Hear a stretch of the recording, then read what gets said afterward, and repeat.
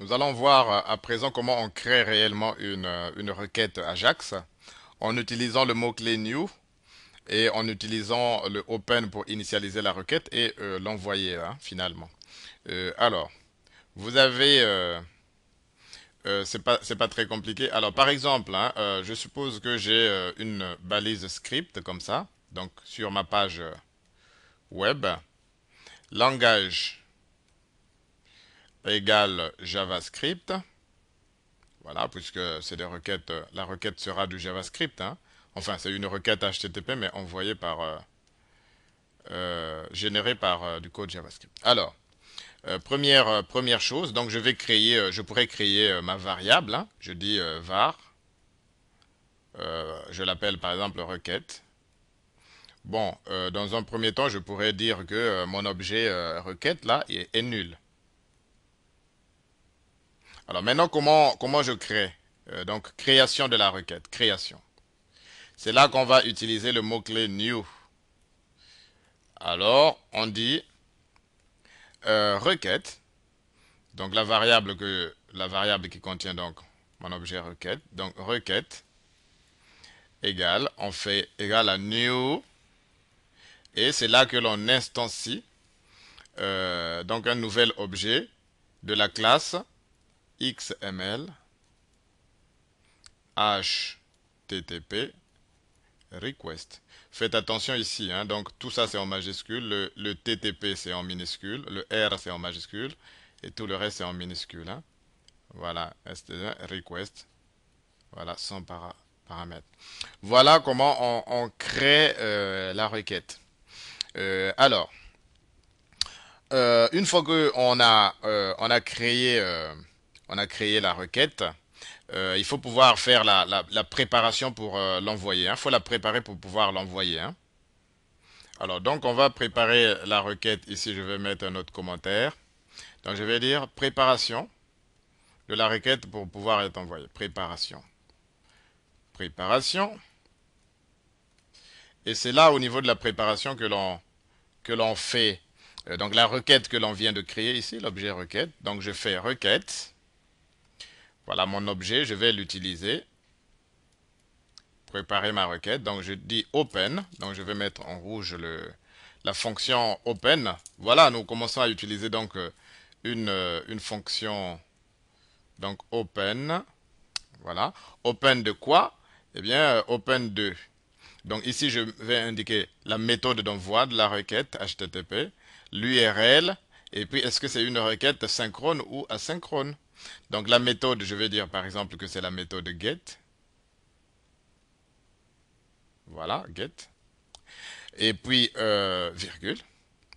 Et puis, je vais indiquer ici l'URL qui va être l'URL. Donc, par exemple, je veux prendre un fichier texte.txt.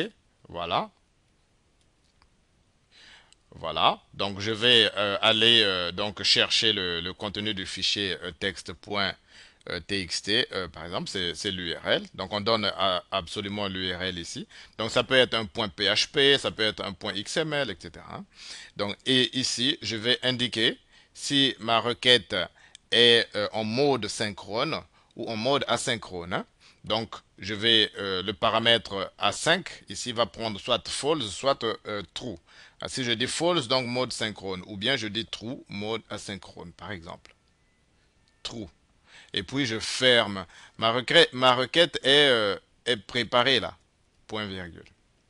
Voilà. Après avoir préparé ma requête, eh bien, il faut l'envoyer. Donc, je vais dire ici, envoi de ma requête.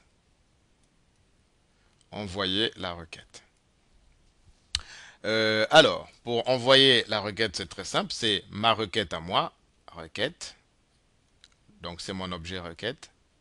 Point. Et cette fois-ci, je vais utiliser mon autre fonction. C'est la fonction qui permet d'envoyer send. Voilà. Alors, le problème, c'est que ici, je n'envoie pas des données dans le corps puisque les données sont là. Vous voyez, les données, si j'avais des données vraiment à envoyer, je les mettrais au bout de l'URL avec point d'interrogation, par exemple, ma première donnée, égale ceci, et commercial, etc. Vous voyez? Donc, au bout de l'URL, c'est normal puisque c'est la méthode get. Hein. La méthode get met toujours les données que l'on envoie dans la requête au bout de l'URL. Hein. Donc, ça, c'est l'URL. L'URL vers laquelle j'envoie ma requête. Donc, au bout de l'URL ici, je peux mettre, supposons que j'envoie des données à un fichier PHP. Donc, je vais dire texte.php, puis point d'interrogation et à la queue leu les différentes données que j'envoie sous forme de paramètres. Vous voyez? Donc, c'est ça, hein, c'est la méthode get. Donc, dans le send ici, je n'ai pas à inscrire les données. Donc, du coup, je vais mettre ici nul. Hein, je mets nul. Alors, ça changera si ma requête est envoyée avec la méthode post. Hein. Nous verrons plus tard. Donc, je fais nul, par exemple. Et puis, point virgule. Voilà comment nous créons notre requête et comment nous l'envoyons. Bon. Alors, parfois, avant d'envoyer la requête, si on pense que on va pouvoir créer, si vous voulez, alors, je vais faire ça ici.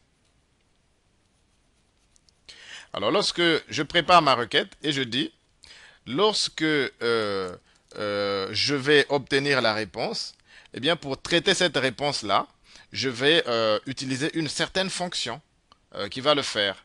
C'est cette fonction qu'on appelle le callback. Donc, parfois, on peut définir ici un callback. On y revient tout à l'heure. Définir une fonction spéciale qui va traiter la réponse. Définir une fonction callback. Callback. Voilà. Je définis ici ma fonction callback en disant simplement requête et je vais utiliser l'événement onReadyStateChange. Alors, onReady StateChange. StateChange. Et je vais dire onReadyStateChange, le nom de la fonction qui va faire le boulot, la fonction callback qui va modifier la page. Donc, allez, alors je vais l'appeler par exemple actualiser la page. Actualiser page. Donc, je reviendrai sur le callback après. Actualiser page. Voilà, j'aurai par exemple une fonction. Point virgule. Voilà. Et ensuite, je reviens en envoyant la requête. Hein, donc, avec send. Donc, on voit maintenant de la requête avec la méthode send. Donc, je vais dire requête. Voilà mon objet XML HTTP request. Point send. Voilà. Et comme on vient de le dire tout à l'heure, nul. Ici, nul. Et point virgule. Voilà comment on arrange, si vous voulez, la requête. Bon. Et après, blablabla. Alors, ici, j'ai laissé un petit espace intentionnellement pour vous dire que, je vais effacer là, pour vous dire que, attention, cette requête qui est construite comme ceci, avec le mot-clé new, cette requête n'est pas valable pour tous les navigateurs. Hein, faites attention. C'est valable pour Firefox. Firefox. C'est valable pour Netscape, pour Opera. Et c'est valable à partir de Internet Explorer 7. Pourquoi? Parce que Microsoft compte, comme il était le premier à créer ce genre donc d'objet qui interroge le serveur, Microsoft utilisait un objet ActiveX. Hein. Donc finalement, avec du Microsoft, on aurait pu écrire ça, requête égale, donc requête égale new, alors new, et on fait ActiveX object. Donc ActiveX object. Object. Il y a un C là. Object. Voilà. Et en paramètre, ce que l'on fournit, ça dépend de la version en fait. Donc soit on a MS Donc, MSXML2 par exemple. MSXML2. Puis, l'objet en question, c'est donc XML HTTP. Voilà. Donc, je ferme ici. Et point virgule. Ça sera pour les navigateurs du style Internet Explorer 6 et antérieur. Hein, et antérieur. Antérieur. Voilà. Alors, ou antérieur, je pourrais dire. Ou antérieur. Ou antérieur. Alors, en fait, on a deux notations. Donc, le moteur qu'on implémente ici, le moteur XML qu'on implémente ici, c'est MXML, XML2, le parseur. Mais on peut aussi simplement dire Microsoft. Microsoft, ici, en bleu, Microsoft. .xml HTTP. Là, on ne précise pas la version du moteur XML. Vous voyez? Donc, du coup, ça va prendre pour Internet Explorer 6, évidemment, ou antérieur. Donc, soit j'utilise ceci, mais il faut que je sache que c'est seulement pour Firefox, Opera et à partir de Internet Explorer 7. Soit je me dis, bon, ben, je sais que je vise seulement les Internet Explorer 6 ou antérieurs. Donc, je vais faire new ActiveX Object Microsoft.xml HTTP ou MSXML, le nom de la version du moteur XML, et .xml HTTP. Vous voyez? Donc, il y a deux possibilités.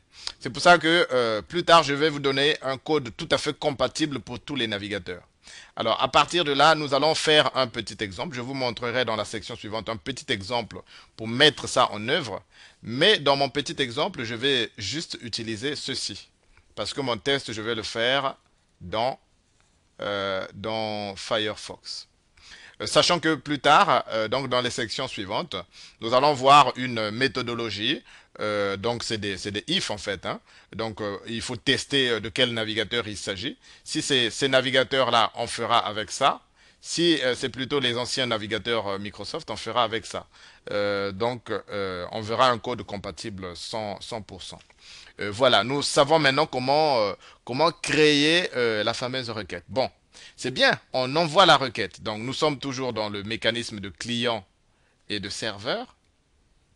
On envoie la requête. Voilà, elle est, admettons que c'est OK. Maintenant, il faut la réponse. Une fois que nous avons la réponse, comment on va faire? Donc il nous faut du code aussi qui va nous permettre de réceptionner la réponse. Hein. Comment on fait pour recueillir la réponse? Eh bien, je vous le montre dans la section suivante.